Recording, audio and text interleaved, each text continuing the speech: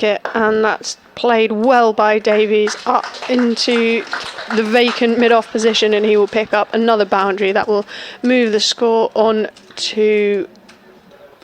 Here's Porter in again, and that's cut away down to the vacant deep third boundary by Davies. I mean, Essex are 21 points behind, sorry. Cook into Yates, who plays at that one, and it's caught in the slips, and he will have to depart for just 8 runs.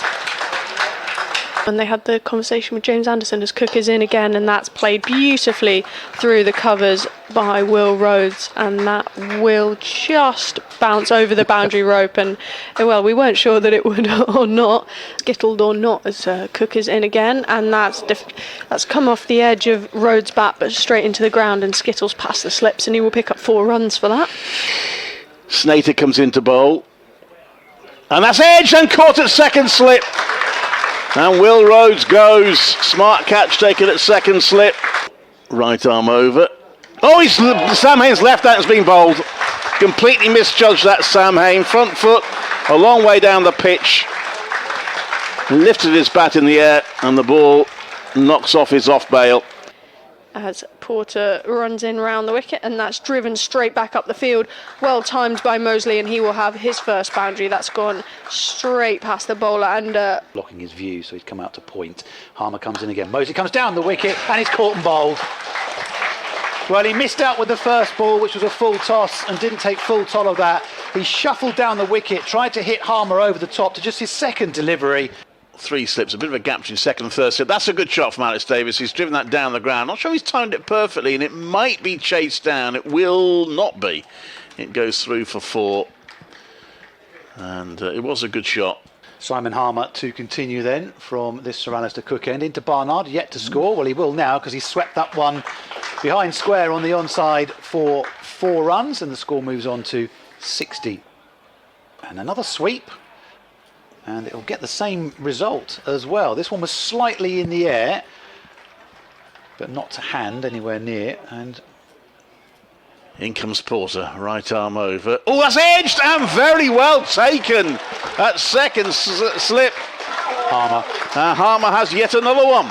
4 catches for him, and that's a big one too, because that's Alex Davies and battled away, but he's gone for 19.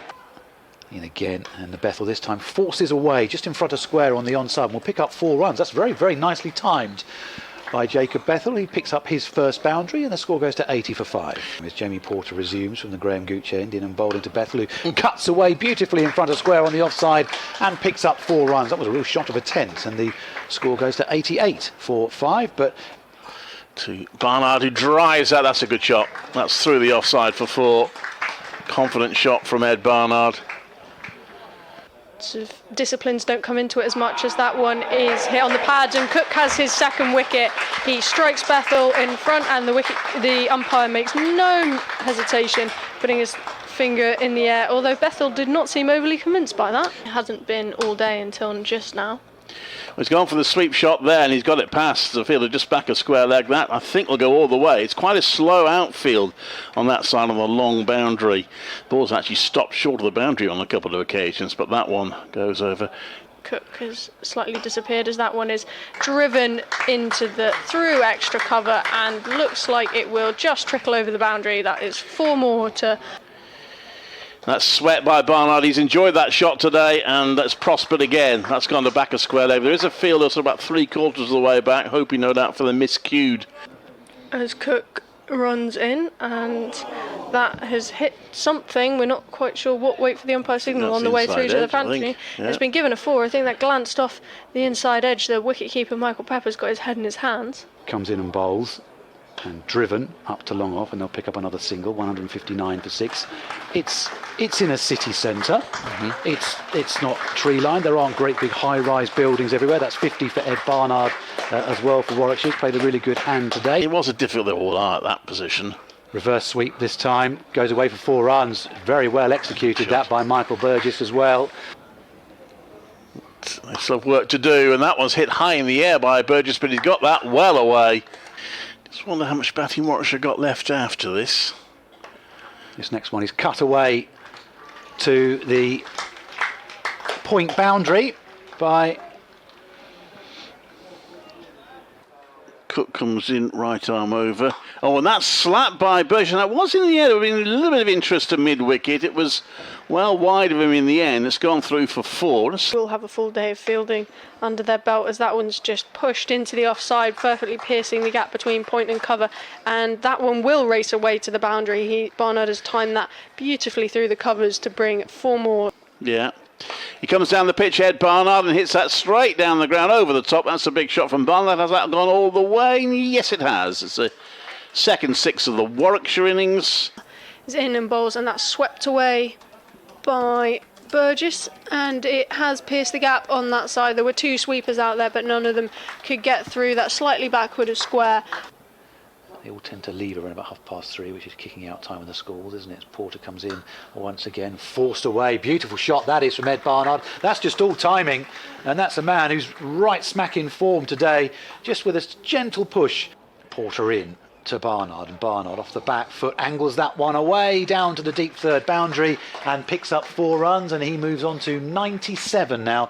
Porter comes in to bowl, and he's just opened the face of the bat. Run that down to third. He'll certainly get 1, and he will come back for a second. So Ed Barnard gets a century in back-to-back games. He got one against Surrey at the Oval. Now he's got one here at Chelmsford. He just mops his brow, takes his helmet off. End of the day as Porter runs in and bowls, and that's driven straight up the bound. Lovely shot from Barnard, who has timed that perfectly to the boundary, straight back past the bowler. For him to get the 2 runs required. Snater is in and bowls to Burgess, and Burgess on the drive gets it out to the man on the cover boundary, and they'll sprint back for a second run, and well batted Michael Burgess. It's Ed Barnard who actually punches the air as he runs back the non-striker's end, because he knows just what great support Michael Burgess has offered him, and he goes to a well-deserved 3 figures as well. Porter in to bowl, and that one is slightly short, but that one has been swatted away by Burgess, a sort of slog heave into the leg side. It goes past Dean Elgar, who's the only fielder in.